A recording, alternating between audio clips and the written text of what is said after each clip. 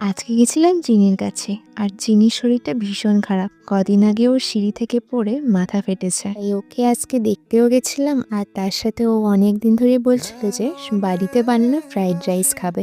তাই দুপুরে আজকে হালকা পাতলা ভাবে যাতে ও খেতে পারে, তো সেই জন্য দুপুরে ফ্রাইড রাইস, ডিমের কষা ওর পছন্দের মতোই বানানো হয়েছিল।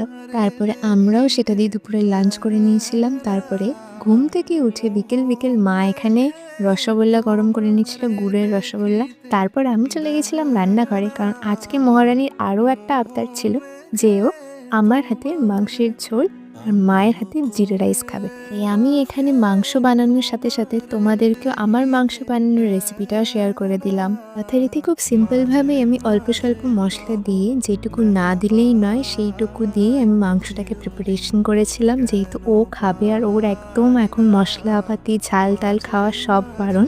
তাই জন্য খুব সিম্পলভাবেই চিকেনটা রেডি করেছিলাম।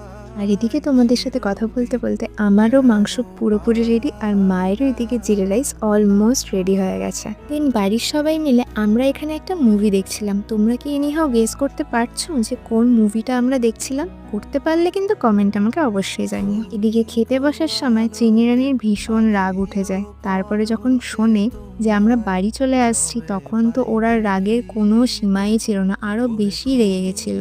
আসলে বেচারির মনটা একদম ভালো নেই, তো সেই কারণে খুব মুড অফ হয়ে গেছিল যখন শুনেছিল আমরা বাড়ি চলে আসছি। যাকগে, বাড়ি এসে তো আমি এখানে ডিনার করে নিলাম। তো আজকের ভিডিওটা এই অবধি। ভালো লাগলে লাইক, কমেন্ট এন্ড শেয়ার অবশ্যই করো। বাই।